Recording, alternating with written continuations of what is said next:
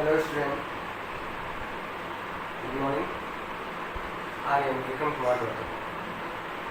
बेटा जी जैसा हम क्लास 10 का बायोलॉजी का पोर्शन चैप्टर नंबर 1 के बारे में डिस्कस कर रहे थे, अब तक जो हमने एनसीईआरटी में जो भी बेटा लिखा हुआ था, एनसीईआरटी बेस्ड था, हम एनसीईआरटी को ही लेकर चल रहे अपने, तो वो सारे लेक्चर्स हमने 6 लेक्चर अब तक हमने आपको प्रोवाइड किए हुए हैं। उसमें हमने अब तक डिस्कस किया कि बेटा न्यूट्रिशन होता क्या है, लाइफ प्रोसेस क्या है, एनर्जी कैसे प्रोवाइड होती है, फूड के बारे में हमने देखा था, कुछ न्यूट्रिएंट्स पाए जाते हैं उसको हमने बता रखा था बेटा कि किससे आपको एनर्जी प्रोवाइड होती है। फिर उसके बाद हमने देखा था कि वेरियस टाइप्स के एनिमल्स जो होते हैं उनमें न्यूट्रिशन क्या होता है, डिफरेंट टाइप्स का होता है।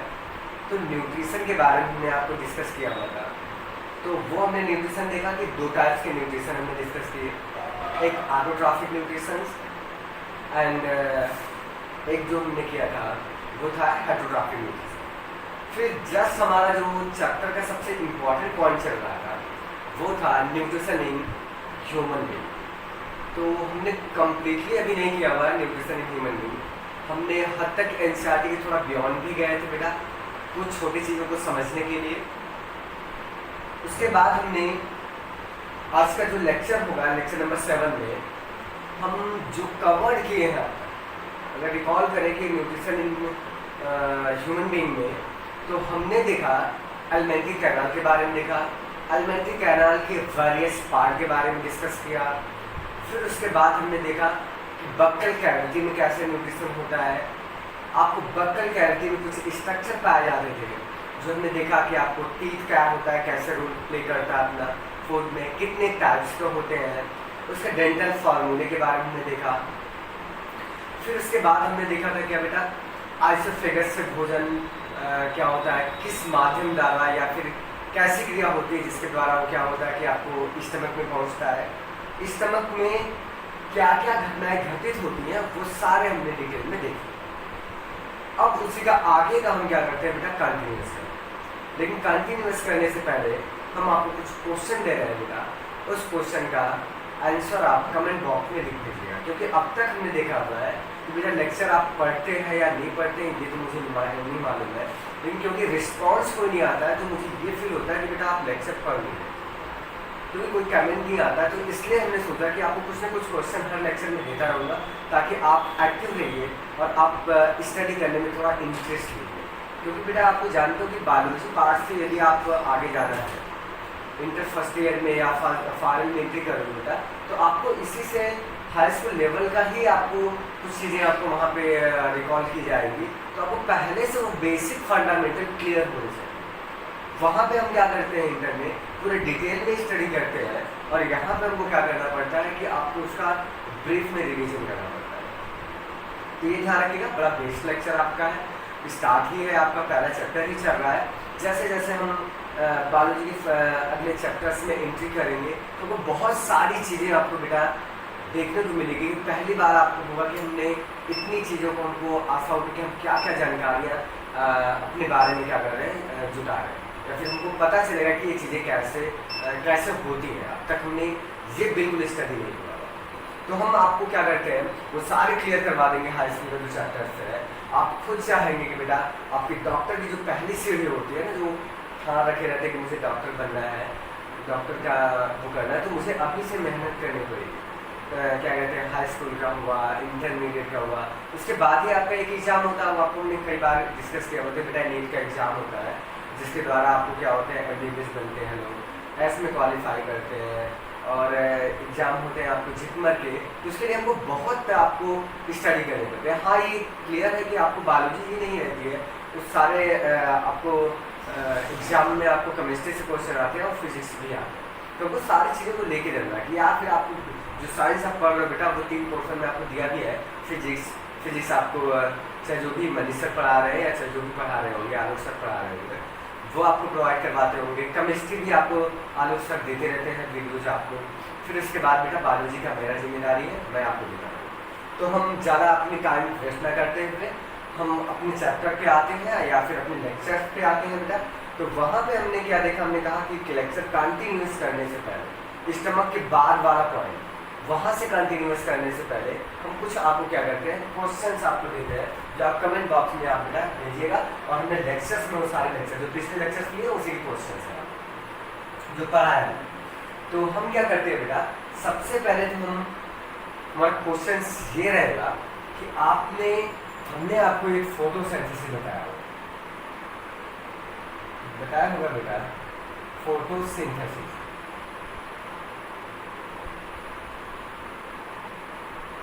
फोटोसिंथेसिस आपको पता होगा कि ऑटोट्रॉफ्स करते हैं अपना स्वयं का फूड बनाने के लिए, क्योंकि ऑटोट्रॉफ्स ही ऐसे ऑर्गेनिज्म है, प्रोड्यूसर इनको कहा जाता है, कि फूड जितने भी अर्थ पे हमने बताया कि अर्थ पे जितने भी ऑर्गेनिजम्स हैं वो बिल्कुल आपको क्या है, डिपेंड है आपको किस पे क्या कहते हैं कि ऑटोट्रॉफ, क्योंकि ऑटोट्रॉफ से ही अदर ऑर्गेनिज्म जो हमारे देखे जाते हैं वेरियस टाइप के एनिमल्स और भी ऑर्गेनिजम्स, वो सारे एनिमल्स आपको डिपेंड है बेटा ऑटोट्रॉफ, अर्थात इसलिए हम इकोसिस्टम जब पढ़ेंगे तो वहाँ पर बताया जाता है कि आपको उनको हम प्रोड्यूसर भी कहते हैं, ऑटोट्रॉफ्स को ही क्या कहते हैं, प्रोड्यूसर।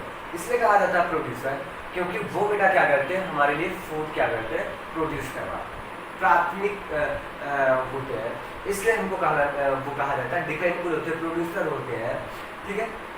तो हमको इकोलॉजी में हमको पढ़ेंगे, वहाँ पर अध्ययन करेंगे, तो आपको सिर्फ इतना बताना है इसका कि फोटोसिंथेसिस का रिएक्शन आपको हमने बताया हुआ था, बड़ा इंपॉर्टेंट है, पूछे भी जाते हैं कुछ रिएक्शन के बारे में, वो रिएक्शन आपको क्लियरली याद रहे, तो आप वो रिएक्शन कमेंट बॉक्स में लिखेंगे, और ध्यान रखिएगा अपनी बुक देख करना करिएगा, आप ईमानदारी से बेटा, मैं आशा करता हूँ कि आप ईमानदारी से इस क्वेश्चन का आंसर देंगे, क्योंकि आपने लेक्चर सुना हुआ है, तो आप कमेंट बॉक्स में क्या करेगा, हद तक आशा करिएगा बिना देखे आपने जो लेक्चर सुन रखा है या अध्ययन कर रखा है, तो वो आप रिएक्शन लिख दीजिएगा कि फोटोसिंथेसिस का रिएक्शन क्या होता है, जो हमने आपको लेक्चर में दिया। नेक्स्ट आपको आते हैं बेटा, एक हमने बता रखा था आपको स्टोमेटा का,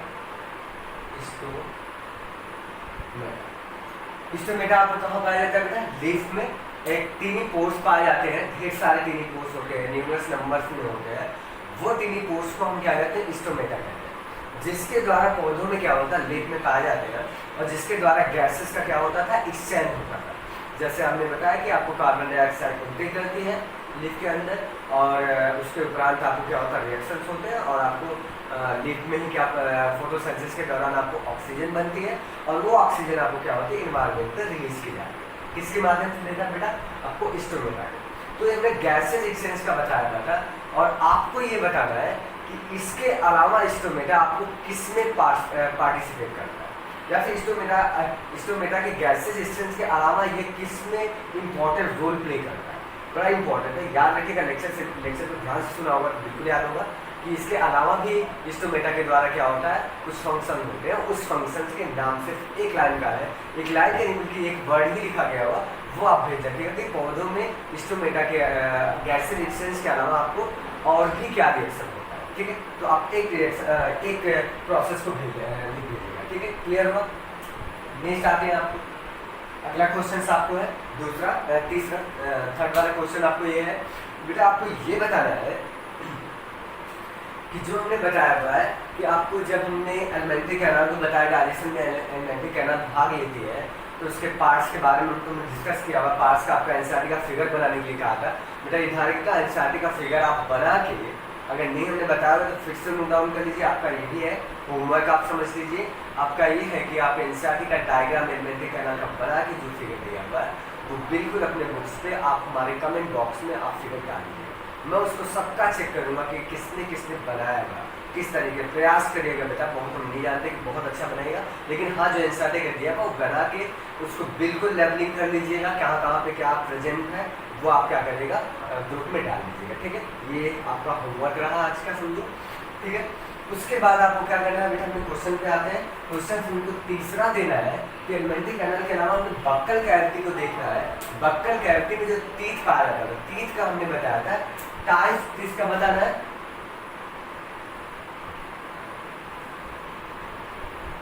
टाइप्स बताना है बेटा, टाइप्स ऑफ टीथ, टीथ कितने प्रकार के होते हैं, और ये ध्यान रखिएगा उसके नाम से लिख दीजिएगा टीथ के कितने टाइप्स के होते हैं। और सबसे इम्पोर्टेंट, वेरी इंपॉर्टेंट है आपका क्वेश्चन कि टीथ का फॉर्मूला क्या होता है। मिल्क टीथ का फॉर्मूला क्या होता है और आपको वेनर का, वयस्क मनुष्य के टीथ का फॉर्मूला क्या है, वो दोनों फार्मूले आप लिख दीजिए। ठीक है, टीथ फॉर्मूला आपको लिख दीजिए। टीथ फॉर्मूला क्लियर हो गया। तो ये रहा आपका। फिर अभी सोचिए नहीं, बहुत सारे क्वेश्चन देने वाला हूँ, समझ लो कि आपके जो भी अब तक क्वेश्चन नहीं थे आप करिएगा पूरा। फिर उसके बाद आपको ये देखना है, एक हमने बताया था बेटा आपको क्वेश्चंस कि जब फूड आगे की तरफ मूव करता है, क्योंकि उसको प्रेशर देके तो आपको आगे बढ़ाना पड़ता है, तो उस पर प्रेशर लगता है और क्या ऐसी घटनाएं घटित होती है जो एलिमेंट्री कैनाल में, जो फूड आपको क्या होता है मूवमेंट करता हुआ आगे की तरफ बढ़ता है। ठीक है, तो वो आपको मूवमेंट दिखना है, कौन सा प्रोसेस है, क्या कहते हैं उस प्रोसेस को। ठीक है, जिसके माध्यम से क्या होता है फूड आगे की तरफ बढ़ता है। ठीक है, पूरी एलिमेंट्री कैनाल में होता है। ठीक, क्लियर हुआ। उदाहरण के किसके द्वारा फूड क्या होता है आगे की तरफ बढ़ता है, क्या ऐसी घटनाएं घटित होती है उसमें कि हमने लेक्चर में बता भी रखा होगा कि कैसे फूड बढ़ता है आगे की तरफ। जैसे आपको स्टमक से जब हम इंटर करते हैं, बक्कल कैविटी से आगे की तरफ बढ़ता है, स्टमक में जाता है, तो वो आपको कैसे माध्यम से जाता है वो भी हमने बताया था। तो उस प्रोसेस का नाम लिख दीजिएगा, बस इतना करना है कि आप प्रोसेस का नाम लिख दीजिएगा। ठीक है, उसके बाद आपको क्या करना है कि नेक्स्ट पॉइंट आपको एक और है क्वेश्चन है कि आपको ये लिख भेजना है कि स्टमक के अंदर हमने बताया था आपको ग्लैंड्स, कि उसकी वाल में, सरफेस की वाल में आपको क्या होती है कुछ ग्लैंड्स पाई जाती है, जिसे हम गैस्ट्रिक ग्लैंड कहते हैं। याद है ना आपको, हमने बताया था आपको गैस्ट्रिक ग्लैंड बताया, ये आपको पाई जाती है बेटा, जिसको कहते हैं गैस्ट्रिक ग्लैंड कहा जाता है। गैस्ट्रिक ग्लैंड होती है, ये गैस्ट्रिक ग्लैंड जो होती है ये किन चीज़ों का, किन केमिकल्स का सिक्रीशन करती है और उसके नाम दीजिएगा। सिक्रीशन का नाम दीजिएगा और सिक्रीशन के आगे आप लिख दीजिएगा उसका फंक्शन क्या है, वो किसमें रोल प्ले करता है। क्लियर हुआ। तो ये रहा आपका जितना अब तक हमने पढ़ाया था, वो आपको क्वेश्चंस बड़े इंपॉर्टेंट है जो हमने दिया। तो आप कमेंट में लिख भेजिएगा, पढ़िएगा अच्छे से, फिर उसके बाद आप आंसर सही कोशिश करिएगा, आंसर बिल्कुल सटीक दें आप बेटा, बिल्कुल राइट दें या फिर सही आंसर दें आप। ठीक है, मैं आशा भी करता हूँ आप सही आंसर आए। तो क्लियर हुआ। आज आप नोट कर लीजिएगा जो हमने क्वेश्चन था आपका दे दिया। अब आपको क्या करना है बेटा, हमने लेक्चर कंटिन्यू करते हैं कि अपने लेक्चर का, क्योंकि आज हमको बेटा खत्म करना है, समाप्त कर देंगे आपका जो ये पॉइंट था न्यूट्रिशन जो ह्यूमन बीइंग में चल रहा था, जो बड़ा इंपॉर्टेंट था, जो क्वेश्चंस आपको एग्जाम में पूछे जाते हैं। तो अब आपको देखना है स्टमक के आगे हम आते हैं। जैसा कि हमने पिछले लेक्चर में आपको बताया था बेटा, मान लीजिए ये बक्कल कैविटी थी। ठीक है, आपको सही एग्जाम आते, लेकिन आप ध्यान रखिएगा बेटा, ये था बक्कल कैविटी। बक्कल कैविटी से आप नीचे की तरफ आती है क्या, आइसोफेगस आता था बेटा। आइसोफेगस के बाद हमने बताया था ये आइसोफेगस जो होता था यहाँ से फूला हुआ पार्ट आता था,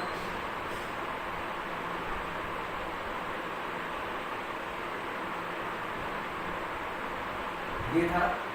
फिर उसके बाद आपको ये एलिमेंट्री कैनाल आती थी सारी छोटी वाली, जो भी आप बना लीजिएगा, सॉरी स्मॉल इंटेस्टाइन है।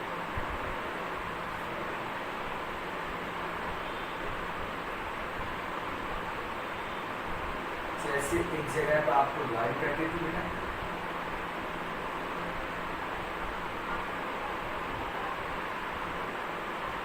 चलो भी समझने के लिए बना रहेगा।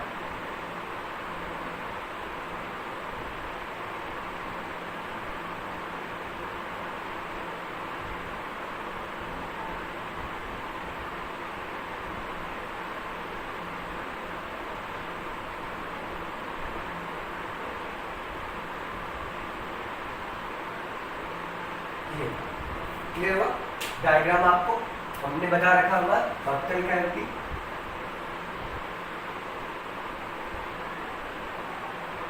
बक्कल कैविटी थी बेटा। ये आपको क्या कहलाता था, आइसोफेगस या इसोफेगस कहिए, इसोफेगस था। नेक्स्ट हमने क्या देखा था बेटा, ये स्टमक देखा था।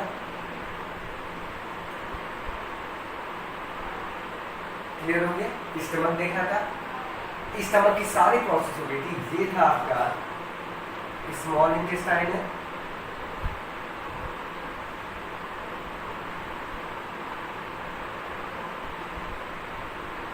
और लास्ट वाले हैं ये जो आपको दिख रहे होता है, ये है लार्ज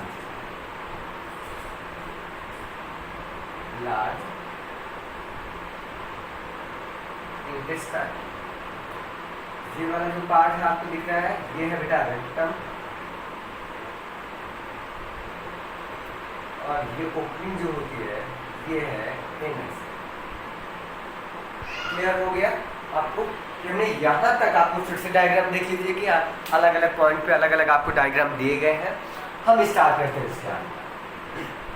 देखिए यहाँ तक हमको न्यूट्रिशन की प्रोसेस समझ में आ रही थी, कैसे कैसे भोजन आगे बढ़ रहा था और क्या क्या क्रियाएं हो रही। देन अब क्या करते हैं, start in small intestine. Small intestine को पहले हम देखते हैं कि जब यहाँ पे भोजन, यहाँ पे बेटा भोजन क्या होता है, ये इसमें हमेशा पेरिस्टाल्सिस होता रहता है, कॉन्ट्रैक्शन और एक्सपेंशन होता रहता है, और सारे वो जो भोजन होते हैं बिल्कुल स्टमक के अंदर वो बिल्कुल बेटा मिक्स हो जाते हैं। आप सपोज दैट कर दो एक वो क्या कहते हैं, आटे में क्या करते हैं, वो वाटर डाल के जब हम गूंथते हैं तो लुगदी के समान बन जाता है। तो मान लीजिए भोजन बिल्कुल क्या होता है, लुगदी के समान बन जाता है आपको स्टमक में। जैसे ही प्रोसेस कंप्लीट करता है तो भोजन वहां से क्या होता है, ट्रांसफर किया जाता है स्मॉल इंटेस्टाइन। तो ध्यान रखिएगा कहाँ से स्टार्ट किया, एनसीईआरटी के सारा एनसीईआरटी ही लेवल है, एनसीईआरटी कहीं बात नहीं है। उसके बाद आपको क्या करना है, जैसे ही भोजन क्या करता है स्टमक से आपको स्मॉल इंटेस्टाइन में एंट्री करेगा, food इंटर्स from stomach into the small intestine. जैसे ही स्मॉल इंटेस्टाइन में एंट्री करता है, या फिर आपको साफ साफ लिखा हुआ है, the small intestine is the site of complete digestion, sorry the exits of food are from the stomach is regulated by a sphincter muscle which releases the small amount into the small intestine. From the stomach, the food now enters the small intestine. Thus, is the largest part is equal. The length of the small intestine differ in variation. सब देखेंगे। फिलहाल आप NCERT रख के आप पढ़िए, मैं पढ़ने की कोशिश नहीं करूँगा, आपको क्लियर कर रहा हूँ कि एनसीईआरटी क्या पॉइंट है, हमको बिल्कुल समझ आना चाहिए उसकी फ्रीक्वेंसी, क्योंकि हम यहाँ पे बेटा सारी बुक में ही लिखा हुआ है। हम आपको क्लियर कर रहे हैं कि आपका वो सारी चीज़ें अध्ययन हो जाए और आपका जो सीक्वेंस बना, सस्पेंस बना वो क्लियर है। तो यहाँ पे हमको क्या करना है कि जैसे ही फूड क्या करता है, एंट्री करता है स्मॉल इंटेस्टाइन के अंदर।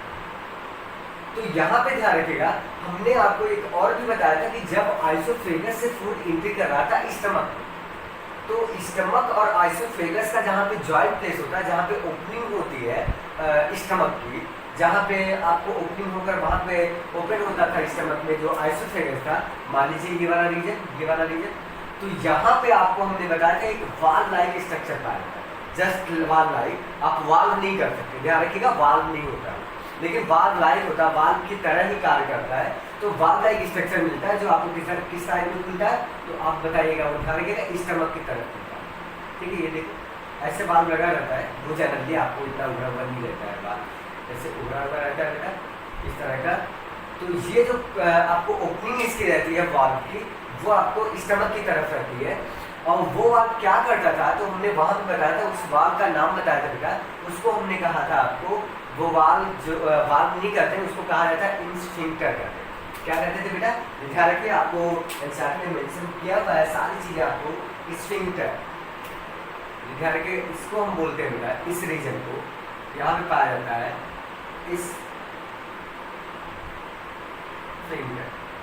स्फिंक्टर पाया जाता है। तो उस स्फिंक्टर को हम क्या कहते हैं, तो उसका नाम भी दिया था आपको, एनसीईआरटी में सिर्फ मेंशन किया है स्फिंक्टर, लेकिन हम आपको क्लियर कर दें कि ऐसे ही स्फिंक्टर आपको जब ये स्टमक से फूड क्या करता है स्मॉल इंटेस्टाइन में प्रवेश करता है, तो वहाँ पे भी आपको क्या होता है कि बेटा आपको क्या पाया जाता है, आपको वही स्फिंक्टर पाया जाता है, उसके माध्यम से ही एंट्री करता है। क्योंकि वो क्या होता है, लेस अमाउंट में भोजन पूरा का पूरा नहीं जा सकता है, थोड़ी थोड़ी अमाउंट में भोजन क्या होता है एंट्री करता है। यहाँ तो आपको ये ब्रूड लाइक पाउच लाइक खाना था, आपको फूला हुआ पार्ट था, लेकिन ये फिर ट्यूब लाइक स्ट्रक्चर आपको देखा गया। तो ये ट्यूब लाइक में जब प्रवेश करेगा तो आपको कम मात्रा में भोजन धीरे धीरे क्या होगा, खिसकता हुआ एंट्री करेगा। तो उसका जो वैल्यू है वो डिपेंड करता है आपको किस पे, इंस्फिंक्टर पे करता है। तो यहाँ पे भी आपको इंस्फिंक्टर पाए जाते हैं, और ये इंस्फिंक्टर जो होते हैं बेटा, ये आपको इंस्फिंक्टर क्या होता है, जो स्मॉल इंटेस्टाइन में, स्मॉल इंटेस्टाइन और eight the junction of small intestine and the stomach, जहाँ पे स्मॉल इंटेस्टाइन और क्या कहते हैं स्टमक का जो जंक्शन होता है, जंक्शन मतलब जहाँ पे वो जुड़ते हैं, वहाँ पे आपको पाए जाते हैं। और वो इंस्फिंक्टर आपको क्या होता है, यहाँ पे भी होते हैं जिसके अमाउंट से ज़्यादा है। तो ये इंस्फिंक्टर को हम नाम कहते हैं बेटा, इसको कहा जाता है पाइलोरिक इंस्फिंक्टर बोलते हैं। बहुत ही मोस्ट इंपॉर्टेंट है बेटा, तो ध्यान रखिएगा, इस इंस्फिंक्टर को हम कहते हैं पाइलोरिक स्फिंक्टर।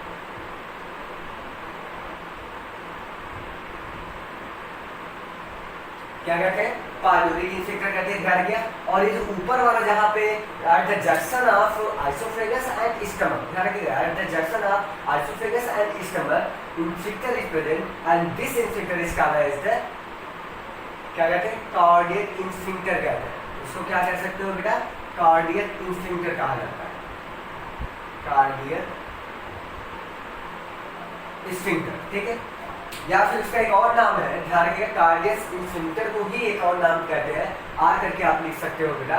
उसको कहा जाता है आपको आइसोफेजियल स्फिंक्टर कहते हैं। नोट डाउन कर लीजिएगा, जब भी आप कॉपी अपनी नोट्स पे लिखेंगे तो आप लिख लीजिएगा बेटा कहीं पे, जो नहीं है, हमने कहा ना जो एनसीईआरटी नहीं है वो आपको, जो मैं लेक्चर लेता हूँ तभी आप नोट करके कहीं ना कहीं लिख लीजिएगा, वो आपको बड़ी इंपॉर्टेंट है आगे चल के काम आएगी।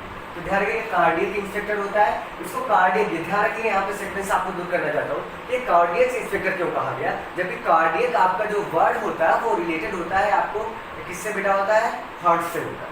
जबकि ये आपको डायजेशन पढ़ रहे हैं, तो कार्डियक, कार्डियक मतलब होता है हार्ट, आपको टिश्यूज पढ़ रहे हैं, कार्डियक मसल्स, वो हमने टिश्यू जब पढ़ रहा था, तो कार्डियक वर्ड है, कुछ वर्ड होते हैं जो एग्जैक्टली रिप्रेजेंट करते हैं उस आर्गन को। जैसे हमने कहा कार्डियक, जहाँ भी कार्डियक नाम आता है तो वो रिप्रेजेंट होता है किससे, हार्ट से। यदि जहाँ भी आपको नेफ्रॉन नाम आता है वो आपको रिप्रेजेंट करता है किससे, रिलेटेड होता है किससे, आपको किडनी से। ये सारी चीज़ें, यदि आपको क्या होता है हिपैटिक नाम आता है, तो हिपैटिक वर्ड जहाँ भी रिलेटेड हो तो वो आपको रिलेशन करता है किससे, आपको लीवर से। तो ये सारे वर्ड बड़ी इंपॉर्टेंट है, तो वर्ड आगे आपको दिखे जाएंगे, लेकिन ये ध्यान रखिएगा, इसीलिए इसको कार्डियक, क्योंकि इसके बगल में ही आपको क्या होता है, हार्ट होता है। ये हार्ट तो बहुत नजदीक होता है, इसलिए हम उसको कहते हैं कार्डियक इंस्फिंक्टर कहते हैं, या दूसरा नाम हम क्या कहते हैं, आइसोफेजियल इंस्फिंक्टर कहते हैं। नोट डाउन कर लीजिएगा, आइसोफेजियल इंस्फिंक्टर। तो दो इंस्फिंक्टर आपको मिले यहाँ से प्रवेश करें। अब जैसे ही भोजन इसके अंदर एंट्री करता है, तो जो स्मॉल इंटेस्टाइन है बेटा, वो जनरली क्या होता है, लार्ज इंटेस्टाइन से लार्ज होती है in comparison to large intestine. Large intestine छोटी होती है इन कंपेरिजन आपको स्मॉल इंटेस्टाइन। लेकिन फिर हम कहेंगे कि सर आप कह रहे हो तो सर इसका लार्ज इंटेस्टाइन नाम क्यों कर रखा गया, जब इससे आपको क्या होता है कि बड़ी है तो इसको लार्ज इंटेस्टाइन क्यों रखा गया, जबकि स्मॉल इंटेस्टाइन से ये छोटी होती है लार्ज इंटेस्टाइन। तो ऐसा इसलिए होता है क्योंकि इसकी बेटा आपको क्या होती है, इसकी गुहा की बात करेंगे। इसकी गुहा की मतलब हम अंदर की पॉइंट, जैसे ये आपको हमने दो बताया, ठीक है, ये आपको कट लिया, आपको स्मॉल इंटेस्टाइन है, ठीक है, और इसके बगल में ही हमने लिया, क्या कट लिया बेटा, आपको लार्ज इंटेस्टाइन है, दो। तो इसकी गुहा पे डिपेंड करता है। तो ध्यान रखिएगा, इसकी गुहा जो होती है बेटा स्मॉल इंटेस्टाइन की, वो आपको क्या होती है, कम होती है, और उसकी भित्ति जो होती है, ये जो भित्ति आपको देख रहे हैं, ये वाली भित्ति, ये बहुत आपको क्या होती है बेटा, ये आप भित्ति ऐसे कर लो,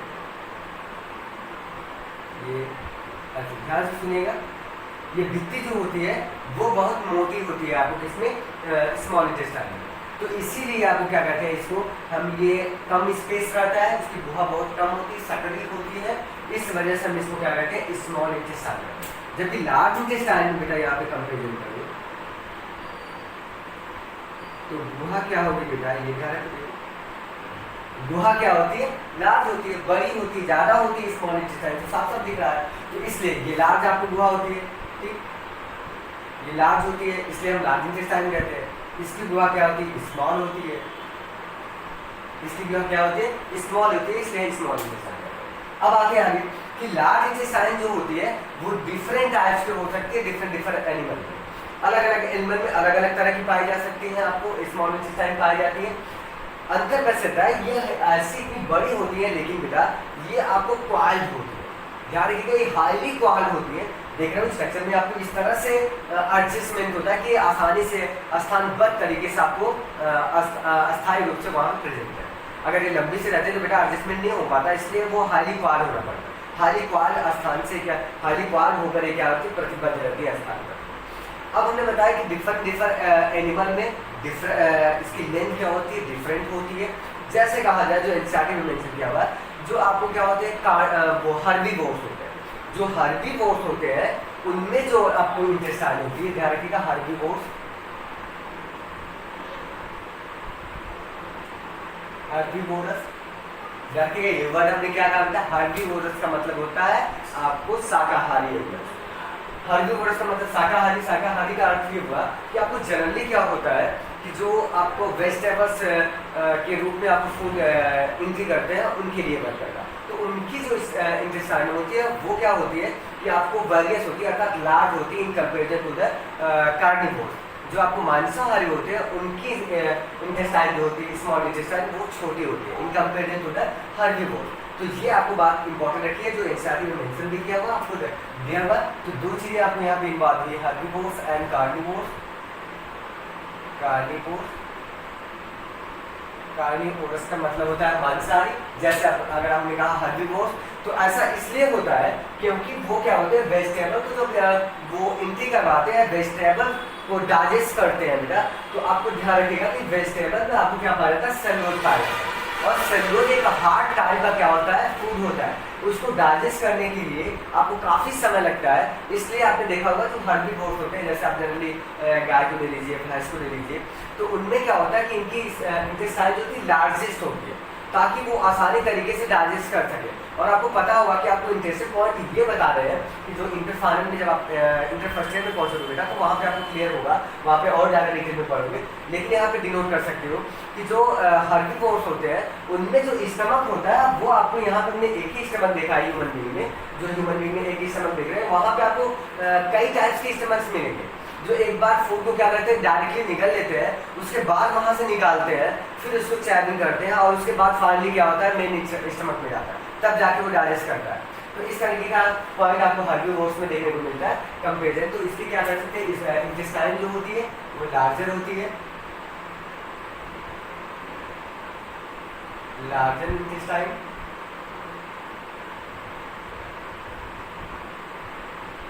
और ये क्या होगा, इसमें स्मॉल होगा,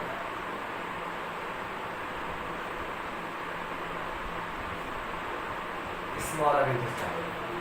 तो ये आपको दो पॉइंट आपको एनसीईआरटी का जो निकल गया वो हमने देखा। अब आते हैं कि आपको जैसे ही यहाँ होगा, और इंटेस्टाइन एट द प्लेस, वो ऐसा प्लेस है completely food digestion in small intestine.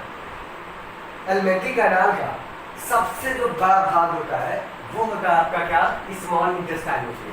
अब इसमें देखता है कि स्मॉल इंटेस्टाइन जो सबसे बड़ी भाग होती है हमारी एलिमेंट्री कैनाल का, पूरे अगर कैनाल के जो भी वेरियस पार्ट हमने देखा था, आइसोफेगस, बक्कल कैविटी, स्टमक, उनमें से जो सबसे लार्जेस्ट पार्ट होता है वो होता है आपका कौन सा, इंटेस्टाइन होती है, small intestine, sorry small intestine होती है। तो जैसे ही फूड क्या हुआ कि यहाँ पे आपको पहुंचा स्मॉल इंटेस्टाइन में, तो यहाँ पे कंप्लीटली इसका डाइजेशन होता है। हमने एक और भी क्वेश्चन आपको बता रखा हुआ था कि बक्कल कैविटी में आपको कार्बोहाइड्रेट्स का डाइजेशन स्टार्ट होता है, जबकि स्टमक में हमने देखा था कि स्टमक में प्रोटीन का डाइजेशन स्टार्ट हुआ। अब बचा रह गया किसका, और हाँ कंप्लीटली डाइजेस्ट नहीं करते हैं फूड, ऐसा नहीं कि फूड हमने जो एंट्री करवाया है बक्कल कैविटी के अंदर तो पूरा का पूरा डाइजेशन वहाँ पे हो जाता है। वो एक्चुअली क्या होता है, कंप्लीट डाइजेशन जो होता है प्रोसेस, वो होता है आपको स्मॉल इंटेस्टाइन। तो बड़ा इंपॉर्टेंट क्वेश्चन है, कभी कभी एग्जाम में पूछे जाते हैं कि आपको कंप्लीट डाइजेशन एलिमेंट्री कैनाल के किस पार्ट में आपको होते हैं, तो आप बता सकते हो बेटा वो पार्ट कौन सा होता है, small intestine is the place of the complete digestive system, sorry complete digestion of food, food का कंप्लीट जो डाइजेशन होता है वो आपको स्मॉल इंटेस्टाइन होता है। अब रही बात यहाँ पे आते हैं कि स्मॉल इंटेस्टाइन का अगर देखा जाए तो जो एनसीईआरटी के थोड़ा सा बियॉन्ड चलते हैं बेटा, स्मॉल इंटेस्टाइन के 3 पार्ट होते हैं। एक होता है जो उसका अपर पार्ट होता है, उसको हम बोलते हैं क्या, उसको बोलते हैं डेडुलम कहते हैं। दूसरा उसके नीचे वाला जो पार्ट होता है उसको हम बोलते हैं जेजुलम, और सबसे नीचे वाला जो पार्ट होता है वो जनरली आपका होता है क्या, वो इलियम होता है। तो ये ध्यान रखो कि जो यहाँ से जो सी शेप हमने बना रखा हुआ है, ये देखो सी शेप है यहाँ से यहाँ तक, ये सी से जो आपका स्ट्रक्चर दिख रहा है वो आपका कौन सा एलिमेंट्री का जो अपर पार्ट है, एंटीरियर पार्ट होता है, उसे हम कहते हैं बेटा आपको डेडोनम कहा जाता है, ग्रहणी कहते हैं। उसके आगे वाला जो पार्ट आपको मिडिल यहाँ से यहाँ तक आपका पार्ट ले सकते हो, ये पार्ट आपको क्या कहलाता है, वो जेजुलम कहलाता है। नेक्स्ट अब लास्ट जो आपको पार्ट होता है एलिमेंट्री का, सॉरी स्मॉल इंटेस्टाइन का, वो आपका पार्ट क्या कहलाता है, जिसको हम कहते हैं आपको इलियम कहा जाता है। तो वो हम इंटर फर्स्ट ईयर में जब एंट्री करेंगे तो बेटा वहाँ पे देखेंगे, उस चैप्टर में सारे डिस्कस करेंगे, इलियम वाला पार्ट क्या होता है और डिटेल में पढ़ेंगे। फिर उसके बाद आपको क्या करना है कि जैसे यहाँ पे कंप्लीट डाइजेशन हो गया तो जो आपको क्या होता है, जैसे ही भोजन वहाँ पे पहुँचता है तो हमने भोजन को देखा था कि जो यहाँ पे था स्टमक में था, तो ये भोजन स्टमक में एसिडिक मीडियम था, क्योंकि वहाँ पे एचसीएल सिक्रेशन हो रहा था। एचसीएल एक ऐसी एसिड एसिडिक होती है मीडियम, और यहाँ पे क्लियर कर दें कि बेटा एचसीएल का अधिक सिक्रेशन होने की वजह से आपको एसिडिटी होती है। देखते हो ना कभी कभी आप वोमिटिंग करते हो या फिर बेकार आती है, तो आपको कंडीशन क्या होता है, वो अधिक टाइप का थोड़ा सा आपको स्मेल आती है। वो स्मेल जनरली क्या होती है, एचसीएल की होती है। अगर मात्रा उसकी ज़्यादा हो रही है तो एसिडिटी बनना स्वाभाविक है, और वो एसिडिटी स्टमक से ही आपको प्रोवाइड होती है, जहाँ पे एचसीएल का क्या होता है, सिक्रेशन होता है, तो उसकी वजह से होता है। तो यहाँ पे भोजन एसिडिक मीडियम में था, अब वो एंट्री किया किसमें, स्मॉल इंटेस्टाइन में, तो यहाँ पे उसको न्यूट्रलाइज किया जाता है फूड को, या एल्कलाइन मीडियम में बनाया जाता है, जिसको हम कहते हैं क्षारीय मीडियम। अब वो क्षारीय मीडियम कैसे प्रोवाइड हुआ, तो ध्यान रखिएगा आपको क्षारीय मीडियम वहाँ से होता है जैसे ही आपको हमने एक ग्लैंड का नाम दिया था ना कि डाइजेस्टिव ग्लैंड इसमें एक काम करती है, तो उसका अलग से हम ग्लैंड का नहीं लेक्चर लेंगे बेटा, क्योंकि वो सेपरेटेड सेपरेटेड नहीं है, वो फ्यूज आपको एक ही साथ में दिया हुआ है एनसीईआरटी में मेंशन, तो उसी के साथ हम देखते हैं, एनसीईआरटी बेस पे ही चलते हैं। तो वो क्या करता है कि हमारे यहाँ पे लीवर जो होती है, liver is the largest gland in our body.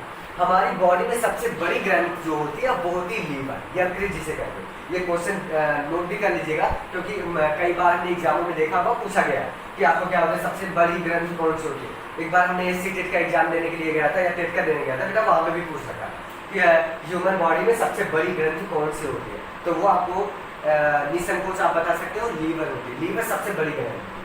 तो अब क्या करना है कि लीवर जो होती है, लीवर आपको स्टमक के बगल में होगा, जो स्ट्रक्चर हमने बनाया था ना एनसीईआरटी का, तो वो ध्यान रखिएगा। लीवर जब यहाँ पे स्टमक में होता है लीवर जो, तो यहाँ से क्या होता है, लीवर में हमने आपको बता रखा था क्या पाया जाता है, गाल ब्लैडर पाया जाता है। और लीवर किसका सिक्रेशन करती है गाल ब्लैडर में, तो आपको पता होना चाहिए कि वो स्टोरेज करता है किसका, सॉरी बाइल जूस का, पित्त रस का क्या होती है, लीवर श्रावण करता है, जो आपको गाल ब्लैडर में स्टोर रहता है।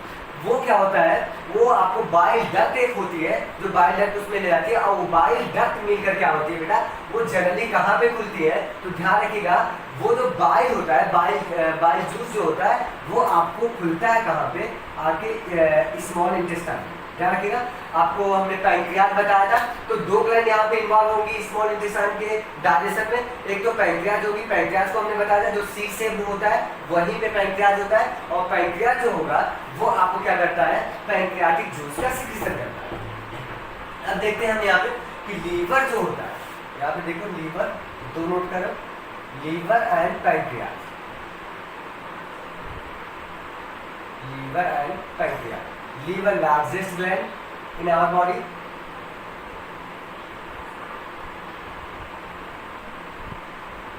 लार्जेस्ट ग्लैंड होती है, और सिक्रेशन किसका करता है,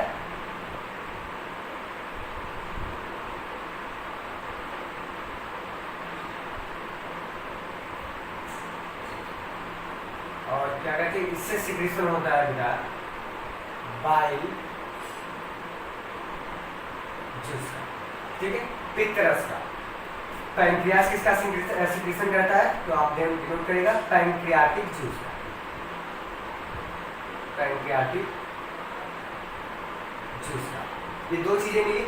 अब ध्यान रखो, जो बाइल जूस होता है वो आपको एल्कलाइन मीडियम बनाता है, क्योंकि एसिडिक मीडियम स्टमक में था, तो जब इसमें एंट्री किया तो इसमें ये दोनों आपको, इनकी जो डक्ट होती है, जैसे हमने यहाँ पे आपको बना रखा होगा बेटा, यहाँ पे बना दूँ, आप भी बनाया था हमने, फिर आपको ऐसे बना रखा था, ये पैंक्रियाज, ठीक है, यहाँ लीफ लाइक स्ट्रक्चर पाया जाता है, जिसको हम पैंक्रियाज कहते हैं, ये पैंक्रियाज,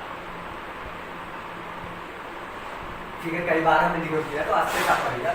ये पैंक्रियाज में डक्ट होती है, इससे डक्ट से ही लगी रहती है एक डक्ट आपको, जो आपको कहा गया है लीवर तक ये डक्ट। अब ये दोनों डक्ट एक जगह पे खुलती हैं, तो पैंक्रियाटिक जूस और ये बाइल जूस, एक जगह आके मिलते हैं।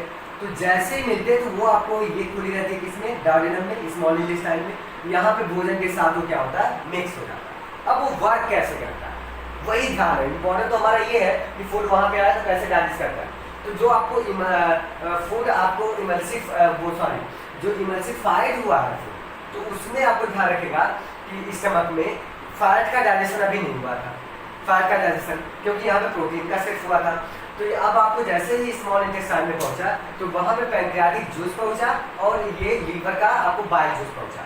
बाइल जूस जैसे पड़ेगा तो वो उस मीडियम को क्या, जो एसिडिक मीडियम में था भोजन, वो आपको फूड को क्या करता है, आपको बेसिक मीडियम में कन्वर्ट करता है, या फिर उसको न्यूट्रलाइज करके आपको कन्वर्ट कर देगा एल्कलाइन मीडियम। फूड कैसा बन गया, एल्कलाइन मीडियम।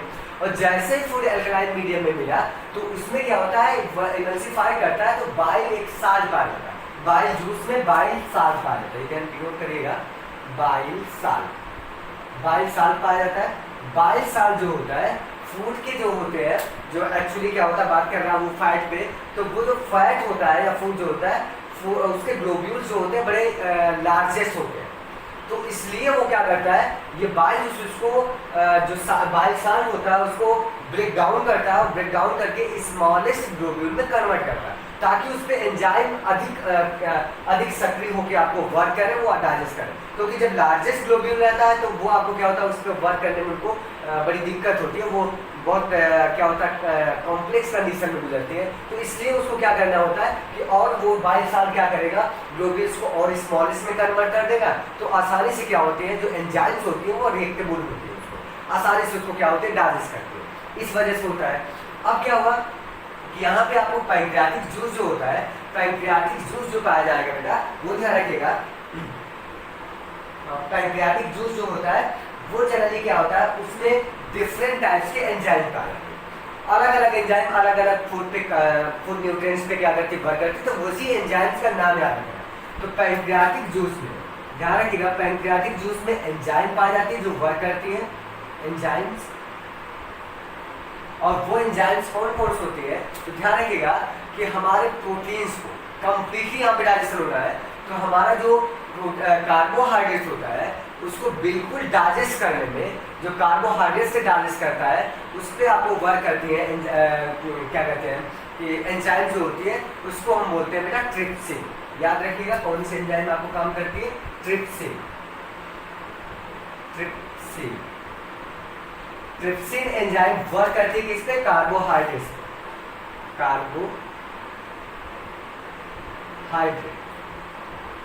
कार्बोहाइड्रेट। ये कार्बोहाइड्रेट्स को कन्वर्ट करती है किसमें बेटा, ध्यान रखिएगा, ये भी नोट कर सकते हो, ग्लूकोज। किसमें कन्वर्ट हो गया, ग्लूकोज, सिंप्लीफाई हो गया।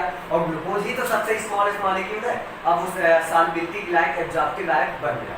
तो ये ग्लूकोज ट्रिप्सिन जो होती है वर्क कर रही है, आपको किस पे काम कर रही है, कार्बोहाइड्रेट पे। अब ध्यान रखना है कि कार्बोहाइड्रेट पे आपको काम करती है ट्रिप्सिन। अगली पॉइंट आपको ध्यान रखना है, ट्रिप्सिन। अगली पॉइंट है कि प्रोटीन डाइजेशन एंजाइम पाई जाती है। प्रोटीन डाइजेस्टिव एंजाइम जो होती है वो पाई जाती है आपको क्या बेटा, प्रोटीएज नाम की क्या होती है, वो एंजाइम पाई जाती है, वो आपको प्रोटीन का क्या करती है, पाचन करती है। तो ट्रिप्सिन फॉर डाइजेशन, सॉरी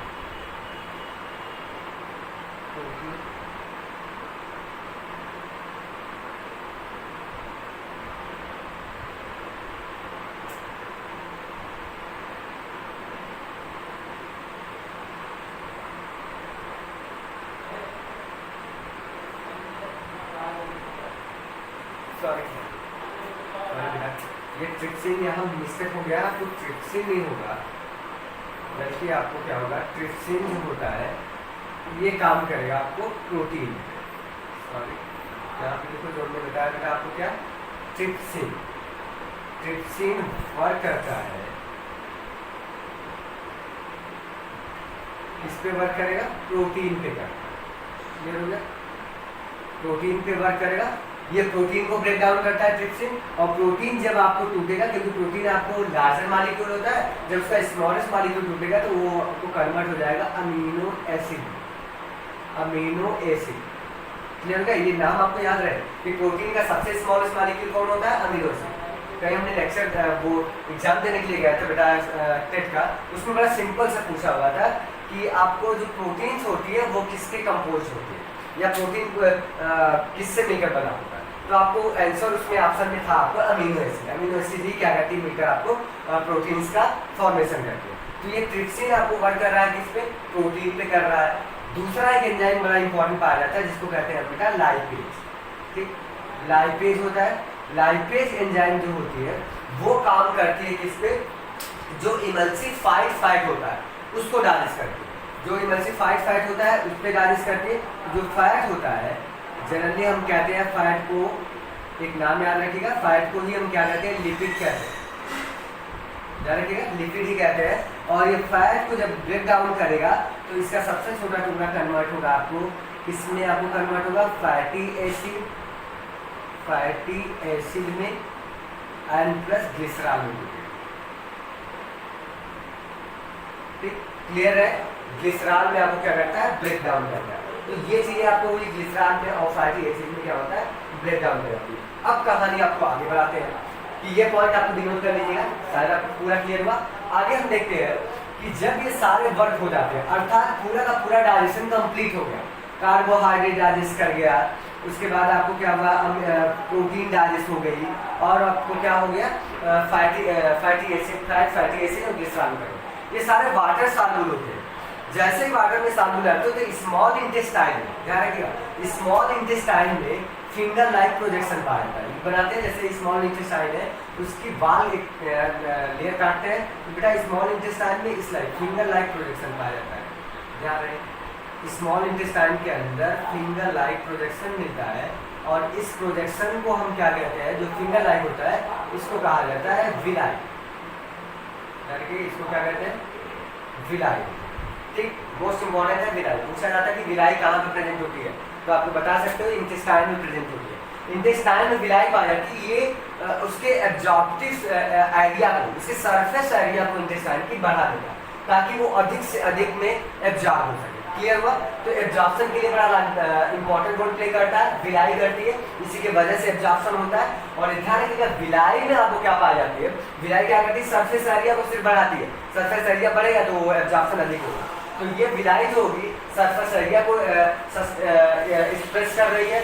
और दूसरी इंपॉर्टेंट पॉइंट है कि यदि विलाई का एक पॉइंट ले जाए जाए उसका सेक्शन करके एक हम कट करके निकाल लिया होगा तो विलाई इस लाइक पाई जाती है। ठीक है, इसमें इस टाइप की विलाई पाई जाएगी।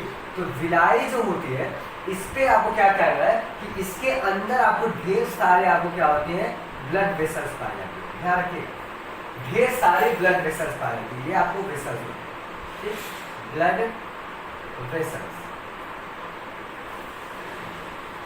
ब्लड वेसल्स पाए जाते हैं और ब्लड वेसल्स ही क्या करती है, जितने भी न्यूट्रिएंट्स होते हैं उसको एब्जॉर्ब कर लेती है। और जैसे ही एब्जॉर्ब हुआ अब वो ब्लड में पहुंच गया। और पता है कि जब जैसे एब्जॉर्प्शन हो जाता है कंप्लीटली, एब्जॉर्ब हो जाता है स्मॉल इंटेस्टाइन में, तो वो आपको क्या होता है, ब्लड ट्रांसपोर्ट कर दिया जाता है, आपको विभिन्न पार्ट को डिफरेंट या फिर अलग अलग टिश्यूज और सेल तक पहुंचा दिए जाते हैं जितने भी न्यूट्रिएंट्स होते हैं। और वो न्यूट्रिएंट्स आपको इन्वॉल्व हो जाते हैं, यूटिलाइज हो जाते हैं फॉर द एनर्जी या फिर आपको बॉडी का maintenance, cell maintenance, cell repair, जो डैमेज सेल होती है उसको रिपेयर किया जाता है, नई सेल्स का फॉर्मेशन होता है और सारी चीज़ों का क्या होता है, बैलेंस करते हैं। तो ये सारा पर्पज आपको होता है फूड का। तो कंप्लीटली हमको यहाँ पे देखने को मिला कि हमको ट्रांसफर होकर पहुँच गया। अब क्या हुआ, अनडाइजेस्टेड फूड बचा रहता है। कुछ फूड आपको वेस्ट प्रोडक्ट जिसे कहते हैं, वेस्ट मटेरियल। जो फूड का वेस्ट प्रोडक्ट होता है, अनडाइजेस्टेड फूड होता है, वेस्टेज जो होता है वो आपको क्या होता है, एंट्री कर जाता है किसके द्वारा, कहाँ पे एंट्री कर जाता है, लार्ज इंटेस्टाइन में। लार्ज इंटेस्टाइन का बहुत ज़्यादा बड़ा नहीं पड़ना है। लार्ज इंटेस्टाइन में जैसे एंट्री करता है तो वहाँ पे लार्ज इंटेस्टाइन का क्या कार्य है, तो सिंपल से एक कार्य लार्ज इंटेस्टाइन का, क्योंकि लार्ज इंटेस्टाइन में डाइजेशन नहीं होता है, क्योंकि डाइजेशन कंप्लीट हो गया स्मॉल इंटेस्टाइन में। बार बार मैं उससे रिपीट कर रहा हूँ, ये कंप्लीट डाइजेशन स्मॉल इंटेस्टाइन में होगा। और लार्ज इंटेस्टाइन में क्या होता है, तो जो आपको फूड आपको वहाँ पे वेस्ट प्रोडक्ट गया हुआ है उसमें वाटर की मात्रा यदि अधिक होती है तो वाटर को रीएब्जॉर्ब कर लेता है फिर से। अब वाटर क्या होता है बेटा, यहाँ पे रीअब्जॉर्प्शन होता है वाटर को, दोबारा से क्या होता है वाटर जो मैक्सिमम नंबर्स में आपको ज़्यादा सिक्रीट हो गया है वेस्ट प्रोडक्ट के साथ, तो आपको वाटर उसमें से एब्जॉर्ब कर लिया जाता है और वाटर एब्जॉर्ब होकर फिर से ट्रांसफर हो जाता है आपको ब्लड वेसल्स में, और बचा रहता है क्या, इमल्सिफाइड वेस्ट प्रोडक्ट जो होता है वो समय समय पर इकट्ठा हो जाता है बेटा आपको रेक्टम में, और एनएस द्वारा क्या होता है उसको एग्जिस्ट कर दिया जाता है, या फिर एग्जिस्ट करने का मतलब आपको बाहर निकाल दिया। तो ये सारे के सारे आपको प्रोसेस हमने क्लियर किए और शायद आपको बिल्कुल समझ में आएगा बेटा। आशा करता हूँ कि सारे पॉइंट आपको एक एक लाइन आपको समझ में आएंगी, तो वो एनसीईआरटी आप पढ़िएगा और फिर उसके बाद अगर समझ में ना आया, कोई क्वेश्चन हो, आप कमेंट बॉक्स में क्वेश्चन पूछ सकते हो, ठीक है, मैं उसका आंसर प्रोवाइड करवा दूँगा। तो आपका आज का प्रोसेस खत्म हुआ बेटा। लेक्चर नंबर 7 में हमने पूरी की पूरी न्यूट्रिशन खत्म कर दी। अगर देखा जाए दूसरी बुक में, साइड वाली बुक में देखा जाए तो ये एक चैप्टर हमने कवर किया, ये समझ लो कि हमने चैप्टर 1 कवर कर दिया साइड वाली बुक में। दूसरा चैप्टर जो होगा रेस्पिरेशन पे होगा बेटा, लेकिन आपको एनसीईआरटी में एक ही चैप्टर में दिया रेस्पिरेशन। तो हम देखेंगे क्या बेटा, आपको सेकंड चैप्टर में देखेंगे, सपोज दैट आपको एनसीईआरटी की बुक से नहीं है, अदर साइड की बुक से कह रहा हूँ, तो सेकंड चैप्टर में हम आपको डिस्कस करेंगे किसके बारे में, आपको रेस्पिरेशन के बारे में, ठीक है। तो आज आपका कंप्लीट हुआ। आपको नोट्स देनी होगी, तो नोट्स में बेटा आपको इंग्लिश मीडियम वाले मेरे पास नोट्स है, मैं आपको एक दिन पीडीएफ बना के आपको भेज दूंगा और आप जनरली क्या करिएगा, सारी नोट्स आपको लिख लीजिएगा इंग्लिश मीडियम में, ठीक है। तो क्लियर रहे आपका और आप पढ़ते रहिए। Best of luck.